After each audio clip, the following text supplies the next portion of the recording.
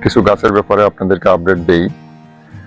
আপনারা জানেন আমার এই ডাটা গাছগুলি ছোট ছোট টবে ছিল। এগুলি কিছুদিন পূর্বে এই যে কিছু বালতি এবং অন্য কিছু টব ছিল সেগুলোতে আমি রিপোর্টিং করেছি। দেখুন, রিপোর্টিং করার পরে গাছগুলো কত বড় বড় হয়েছে। আশা করছি কিছুদিনের মধ্যে এই ডাটাগুলো কেটে খাওয়ার উপক্রম হয়ে যাবে। এখনো খাওয়া যাবে, তবে আমি এখন খাচ্ছি না, আর একটু বড় হোক, হলে আমার সাশ্রয় হবে। একটা ডাটা গাছ অনেক বড় হয় এবং অনেক শাখা প্রশাখা হয় এগুলি মূলত মিষ্টি ডাটা।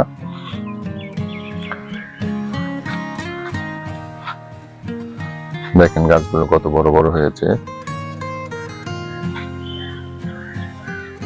এই ডাটাগুলো এখন বাজারে অ্যাভেলেবেল পাওয়া যাচ্ছে, তো আমি বাজার থেকে কিনবো না, আমি অর্গানিক পদ্ধতিতে এই ডাটাগুলো করেছি। এটা যেভাবে আমি টেস্ট পাবো বাজারে গুলো সেভাবে পাবো না। এই হলো আমার ডাটাগুলোর অবস্থা। দেখুন গাছগুলো অনেক বড় হয়েছে, মোটা হয়েছে, দেখুন কত শাখা প্রশাখা হয়েছে।